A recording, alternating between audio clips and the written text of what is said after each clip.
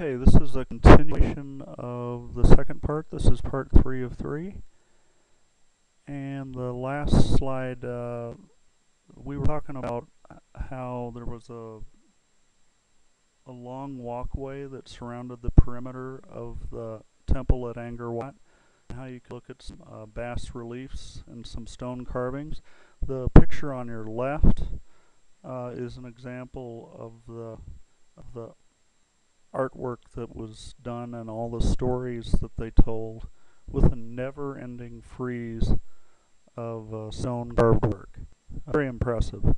And on the right is in the inner courtyard again, where we see the celestial dancers that mediate between God and humans, spire carvings.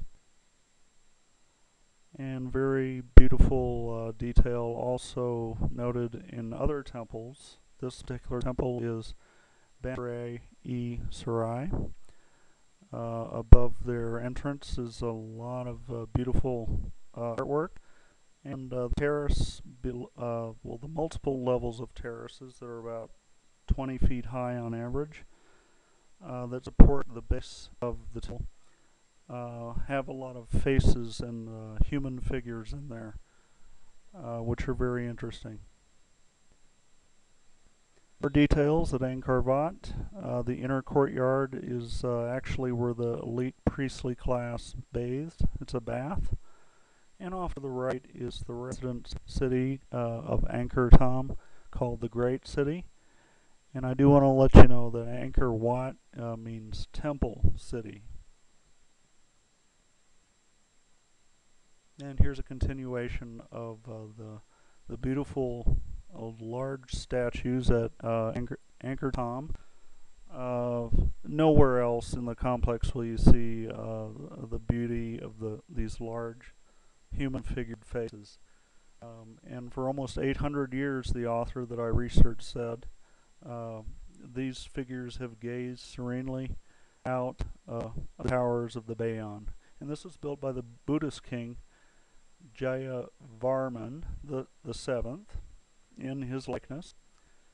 But they did say that another god was represented, one of the bodhisattva beings that selflessly postponed final rebirth into enlightenment to stay on the earth to help others, symbolizing birth and new life. And the way they built the structure was very unique, considering it only took 40 years. A lot of cathedrals in Europe took 200 years to build, and they were only half the size. So this was quite an achievement from the eroding sandstone. It's built on a number of terraces to support the temple, in the shape of a sandbox, getting smaller and smaller. Since the water table was so high due to the low elevation, it was difficult to get a reinforced structure underneath without it slumping and cracking the reinforcement.